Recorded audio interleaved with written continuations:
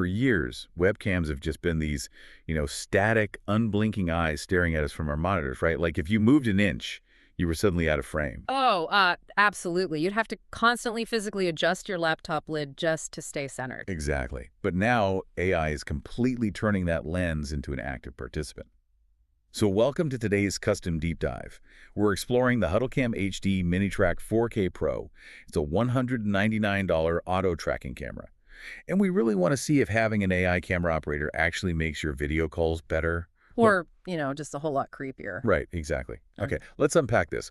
What exactly elevates this above, say, the standard camera built right into the top of your laptop? Well, to let the AI actually do its job, it needs a massive field of vision. So they've given it a 108-degree ultra-wide lens. Oh, wow, that's really wide. Yeah, it basically sees your entire room in 4K resolution, and it shoots at 30 frames per second. Plus, it has this 8x digital zoom. See, I have to push back on that a little bit, though. I mean, is 4K really necessary for a standard video call? How do you mean? Well, most platforms like Zoom or Teams, they just aggressively compress your video feed anyway, right? So having a 4K webcam just to join a compressed call feels a bit like buying a sports car just to sit in rush hour traffic. That is a great point. But what's fascinating here is that the 4K resolution isn't actually meant for the raw video output that you send to your colleagues. Wait, really? Then what is the 4K for? It exists entirely to feed the AI. So the camera uses something called EPTZ, which stands for electronic pan, tilt, and zoom. Okay, so no physical motors moving the lens around. Exactly. Instead of motors physically swiveling to follow you, the camera actually stays perfectly still. It uses that massive 4K canvas to digitally pan and zoom in real time. Oh, I get it. So it's effectively sliding a crisp 1080p frame around inside that larger 4K image as you walk across the room. Spot on. It gives the AI enough raw pixels so that when it crops in on your face, it doesn't look like a blurry, pixelated mess. That is actually really clever.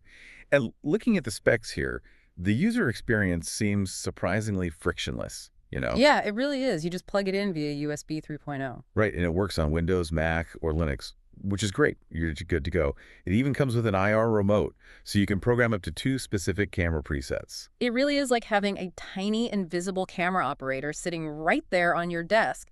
It just completely removes the friction of video production. So you can just focus on the presentation itself. But, having an invisible camera operator sounds great until you realize all that real-time AI cropping requires some pretty heavy software processing. Which brings us to the real-world application. Right. So what does this all mean for actual users? Like when you put this on your desk on a Monday morning, does it actually work? Well, the general consensus is actually highly positive. Over on HDTVSupply, it holds a 4.7 out of 5 rating. That's pretty solid. It is. Like 96% of buyers give it either 4 or 5 stars. Plus, it has incredibly robust backing for a device under $200. We're talking a 5-year limited parts and labor warranty and US-based customer support. Which definitely provides a lot of peace of mind. But I do want to point out the flip side here, because users are definitely hitting some early adopter friction. Oh, for sure.